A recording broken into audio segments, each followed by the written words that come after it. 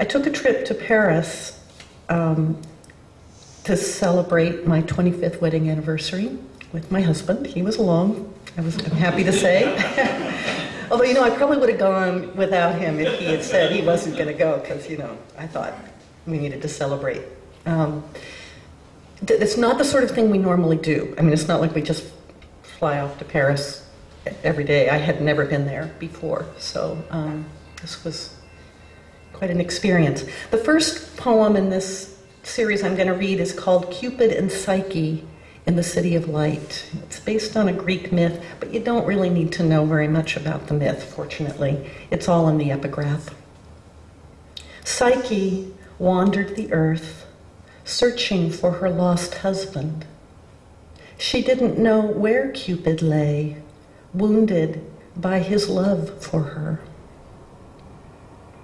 Well, there's one other thing I should tell you.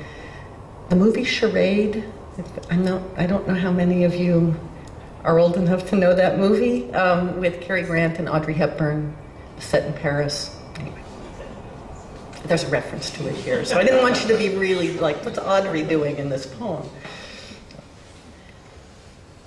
Maybe it was in the restaurant in Les Halles, the White Wolf it was called, smoke-filled as American eateries can no longer be.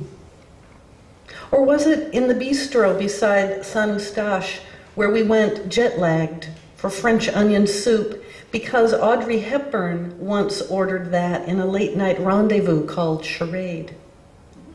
She, too, had lost her husband and was searching desperately among suitcases and agendas for a clue to what her marriage had been, for the secret he guarded like a wound and took with him into the stony vaults of death.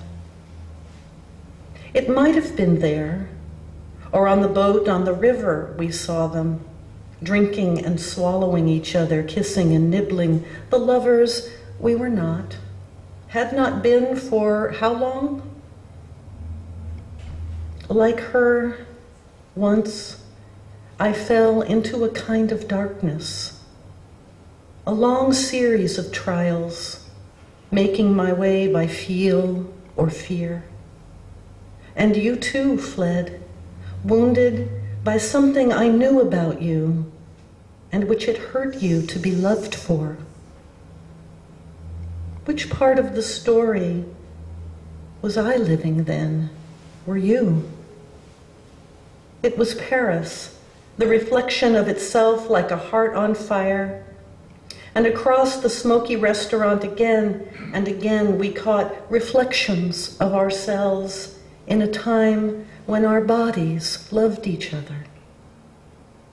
And we both walked the stone bridges that night, aching, jealous, alone.